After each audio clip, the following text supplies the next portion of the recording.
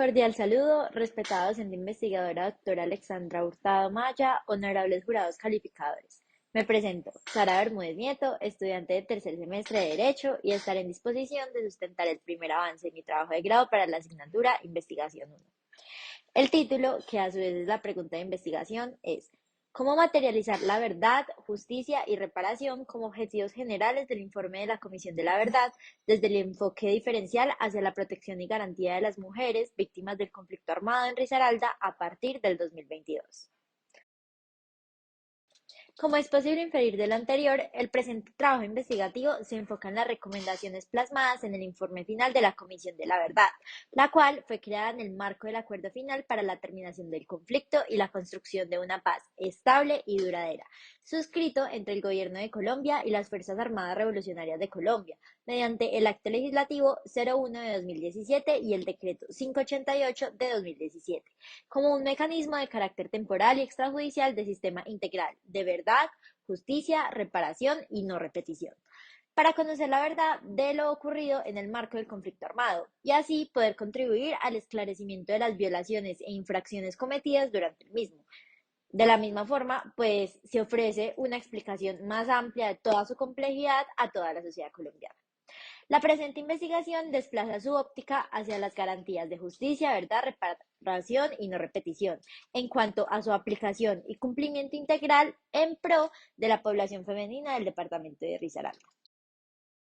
Para el desarrollo teórico de este trabajo hubo respaldo de 6 trabajos investigativos que se relacionan con la multidimensionalidad de los temas que se pretenden abarcar aquí. Conflicto armado, protección integral de la mujer como víctima del mismo, enfoque diferencial en la legislación sobre el tema, cómo se plasmó en los acuerdos de paz ciertos elementos a los que no se le ha dado cumplimiento, entre otros. Como primer apoyo, el informe, entre comillas, Mi cuerpo es la verdad, experiencia de mujeres y personas LGBTQ más en el conflicto armado, cierro comillas, presentado por la Comisión para el Esclarecimiento de la Verdad, la Convivencia y la No Repetición.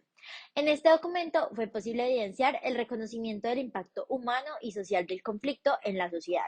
influyendo las formas diferenciadas en las que la guerra afectó a las mujeres y convirtió de su cuerpo, su independencia, su salud, su intimidad, su proyecto de vida en cuanto a educación y oportunidades laborales, su desempeño como madre y principal responsable de la vida, como aspectos especiales a tener en cuenta para las medidas legislativas que las pretenden resarcir y proteger.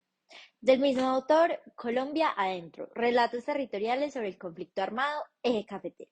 en donde se esclareció el contexto, impacto, desenlace y afectación del conflicto armado en este territorio, así como se dejó en evidencia la constante de invisibilización en la agenda pública, institucional y política del país. También la ausencia de enfoque diferencial hacia las mujeres víctimas del conflicto en dicha localización.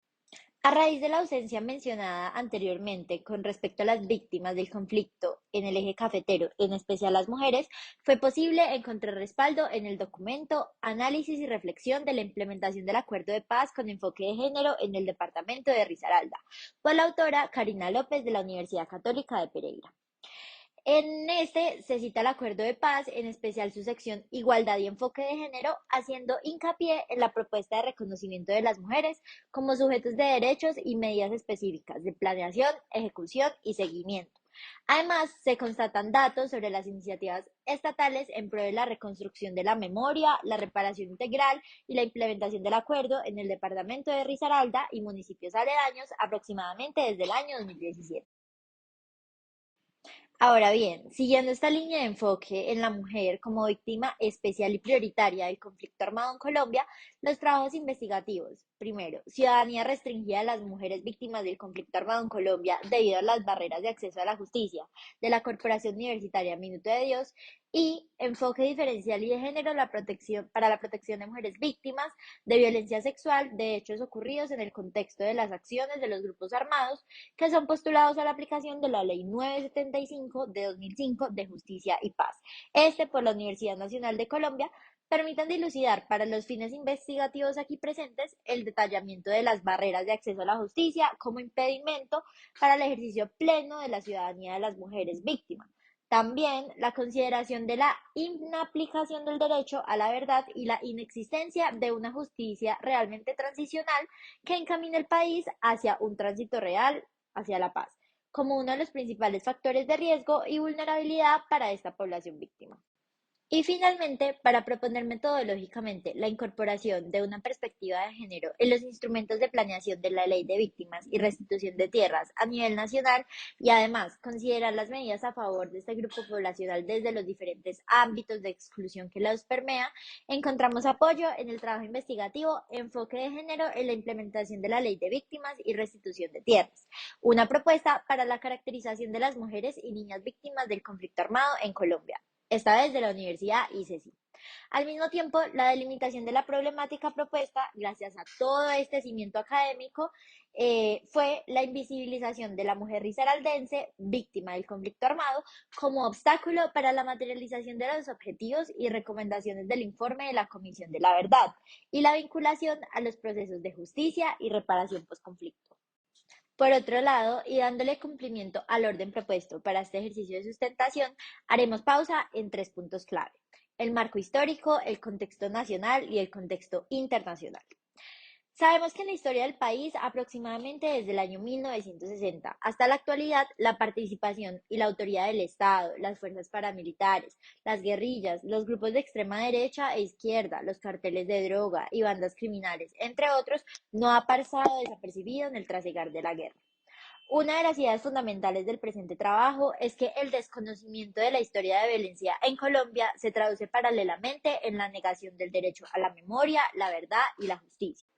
A grosso modo, la historia de violencia en Colombia ha sido un compendio de factores, tanto políticos, insurgentes, como los de las Fuerzas Armadas Revolucionarias de Colombia, las FARC, estas en el año 1964, factores de democracia represiva, treguas inalcanzables, bipartidismo sanguinario, genocidios, mentalidad paramilitar, masacres, desplazamientos forzados y, como no, del impetuoso control de los actores armados. Estos como factores suficientes para que el primer camino hacia la paz fuera emprendido por el expresidente Andrés Pastrana Arango, en lo que se conoce como el Caguán. Pretensiones que posteriormente se verían materializadas en el año 2016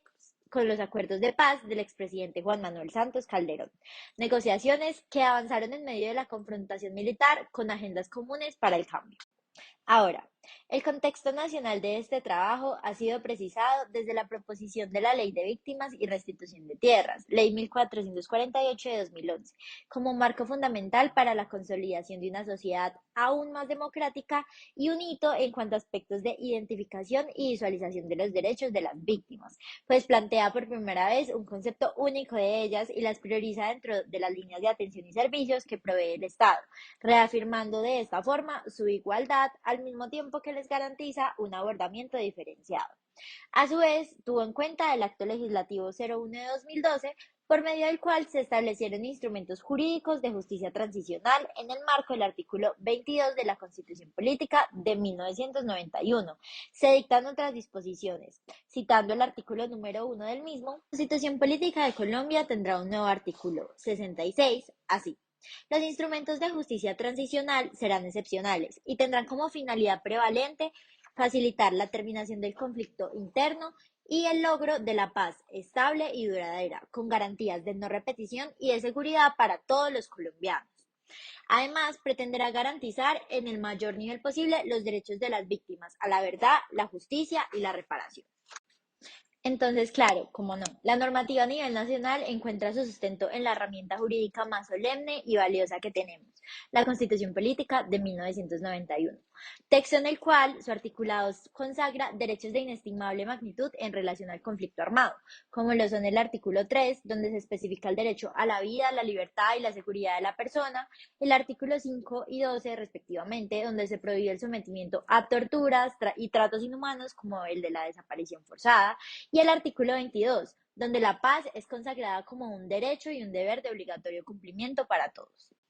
Por último, pero no menos importante, la jurisprudencia de la Corte Constitucional en cuanto ha arguido, por ejemplo, la sentencia T-004 de 2020, que la violencia contra la mujer en el marco del conflicto armado se constituye como una grave violación de la Constitución política, el derecho internacional de los derechos humanos y el derecho internacional humanitario. Esto en conexidad con la sentencia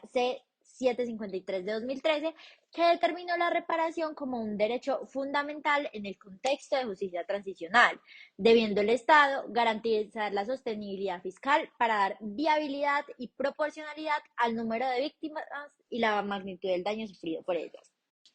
Ahora, no sería ninguna de estas garantías posibles sin el camino labrado por el derecho internacional humanitario, que fue el primer acercamiento al tratar de limitar los efectos del conflicto armado en el mundo y, consecuentemente, de proteger a las personas que ya no participan o que se retiraron de estos combates, limitando así los medios y métodos de hacer la guerra. A raíz de esto se deriva la creación de los convenios de Ginebra y sus protocolos adicionales, que terminan constituyéndose como la piedra angular del anteriormente mencionado DIH, y a su vez origina la redacción de la Declaración sobre la Protección de la Mujer y el Niño en estados de emergencia o de conflicto armado, convenio que por primera vez en la historia manifiesta su profunda preocupación por los sufrimientos de las mujeres y los niños que forman parte de la población civil, que en periodos de emergencia o de conflicto armado, en la lucha por la paz, la libre determinación de los pueblos, la liberación nacional y la independencia, terminaban jugando pues un papel de víctimas de actos inhumanos a partir de tan lamentables sucesos. Finalmente, la razón de ser de todo este trabajo investigativo. ¿Por qué? La naturaleza del ser humano es inherente a los conflictos e incluso estos pueden llegar a constituirse como imperativos para la transformación del plano social. Debemos empezar a asimilar el concepto de paz como una construcción permanente, progresiva y escalonada, en la cual, para su acometimiento, resulta menester considerar y hacer diferenciación de diversos aspectos, tanto sociohistóricos, estructurales y culturales de cada grupo poblacional que haya llegado pues a jugar un papel de víctima, ya sea del conflicto armado como tal o de cualquier otra confrontación bélica. La inspección profunda de los impactos y secuelas que la guerra ha tenido en las mujeres, tanto en la amplitud de su género como en especial las indígenas, afro y campesinas, permite traslucir aún más su situación de inconmensurable desventaja en relación al goce efectivo de sus derechos, así como al resarcimiento de los ya transgredidos irreversiblemente. Es por eso que en el discurso diferencial, en el contexto del conflicto armado, pues se habilita el accionamiento afirmativo que le permite a todos estos grupos poblacionales alcanzar la materialización de condiciones adecuadas de igualdad y de equidad. Ahora bien, resulta menester para los trabajos investigativos enfocados en el resarcimiento multidimensional de perjuicios y afectaciones de las mujeres colombianas que hayan sido víctimas del conflicto armado, empezar a considerarlas con mayor vehemencia dentro del territorio risaraldense, pues este viene pues siendo también víctima de una reiterada dinámica de invisibilización que ha impedido el reconocimiento pleno de la verdad y por ende el acercamiento a las repercusiones desde la reparación integral que se pretende, tanto desde el acuerdo de paz como desde el informe de la Comisión de la Verdad. No siendo más, concluyó afirmando que este trabajo investigativo pretende evidenciar la imperante necesidad de implementar efectivamente una propuesta de reparación integral diferenciada, así como hacer perdurable la formulación y gestión de políticas de esta misma línea. Todo esto que derive desde la relevancia de las filiaciones y experiencias individuales, suministrando así a los grupos que históricamente se han visto desventajados y han sido excluidos, como el de las mujeres, el pleno aprovechamiento y beneficio de las herramientas jurídicas que ya han sido estructuradas por el Estado. Pero su propósito pues no ha sido cumplido en razón de múltiples obstáculos, como lo es el de la invisibilización territorial que se vive en Risaralda. Bueno, agradezco la atención prestada y hasta un próximo trabajo investigativo.